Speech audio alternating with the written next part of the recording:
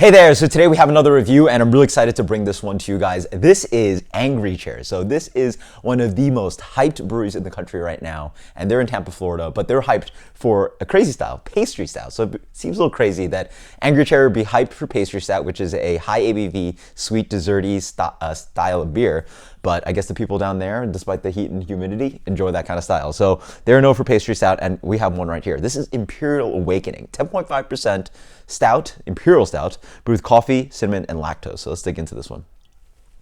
This beer comes in a beautiful pitch black color. The cinnamon, I think, is preventing the head from really forming very well. And if you do try to build a little bit of head, it comes in a really deep brown color. But yeah, really not building much over there. And there is a little bit of that kind of beautiful film that sticks to the glass. Let's get the aroma on this one. First off, the cinnamon pops up front. It reminds me a little bit when I quote unquote Randall or French press my own Imperial Stouts. It's just, the cinnamon is just such, even if you're trying to be light-handed with it and you want to make the beer not too cinnamon forward, it's just such a expressive aromatic. And that's really what I get mostly in the nose, but you get a chocolate, roasty, Imperial Stout underneath. Not getting too much coffee notes. Yeah, nothing like overly roasty that sort of sells me on like waking up to the morning with coffee. To me, it just smells like a slightly sweet-ish kind of cinnamon Imperial Stout. And as you see, I've built a little bit of head on there, a beautiful dark brown head. Let's get the aroma on this one. Sorry, the flavor.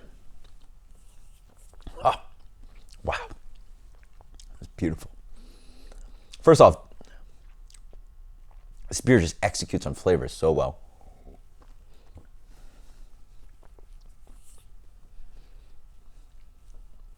Up front is that beautiful cinnamon note that I was talking about, but it's not really dominated. It hits up front, it lingers in the middle, and then it catches some of this kind of rich sweetness that this beer has. Some caramel, a little bit of butterscotch thing going on. The chocolate is quite intense. There's a little bit of chocolate syrup. Think of something like chocolate cake. This beer almost tastes barrel aged because there's beautiful vanilla, sweet, desserty chocolate notes coming in. Pastry stout for days over here. The coffee rides in, and it's not, again, just like the aromatic, it's not an aggressive coffee. It sort of weaves its way in and out.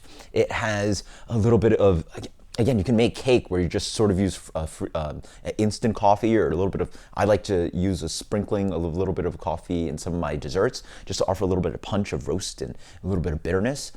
Just simple coffee grounds, yeah, just fresh, straight coffee beans. And that'll work, and it's interwoven into this dessert, offering a little bitterness, but then it ends up being a little bit sweet on the back end. The lactose is not overdriven.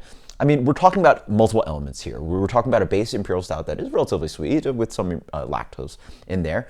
We're talking about a nice roastiness from that stout. We're talking about the cinnamon that is not overly dominating, and also a medium use of roasted coffee. And all of those just come together into this one extremely dangerously drinkable package at 10.5%. Okay. So this is a sweet beer. If you don't have a sweet tooth, you're gonna have trouble with this. If you're a Bourbon County enjoyer like me, you're gonna be okay with this one. It does have a little bit of that Bourbon County-esque kind of thing I'm talking about. It's not as big of a beer. It's 10.5 versus something like 14, 15%. But there is a really luscious, syrupy, sweet quality to this beer. As I'm speaking, my lips are covered in sugar and a little bit sticky. But like Bourbon County, this is sort of like Bourbon County, but pull back a bit, and it makes sense with the ABV. Not as sweet, but it's just so drinkable. I mean, some people don't think Bourbon County is drinkable. I believe it's drinkable in the sense of what I find in that beer making sense, and this one works for me. It is not a flight beer where it's super cloying or, where things seem out of place. Just everything is spot on. It does what it does, and you can't really tell when you want the dessert to end. And I don't really have a sweet tooth at all, so it's crazy that I'm enjoying this kind of style. Works for me beautifully. This beer for me is one of the best adjunct Imperial Stouts that I've had all year.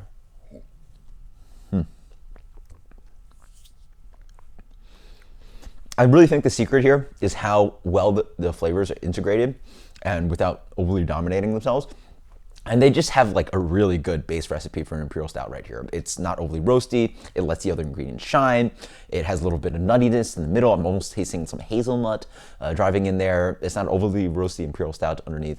And it has nice sweetness. It's something to back up those flavors, but it also is pull back just a touch, not to be too cloying. So whatever they're doing is just massively done. I mean, to imagine how all these elements come together to make something that doesn't really hit you over the head and go like, all right, I get the idea, is beautiful, and it makes sense why they're known as one of the best pastry stout brewers out there, or one of the most hyped brewers out there in general. So this for me is getting, man, I wish more breweries made beers like this to this execution.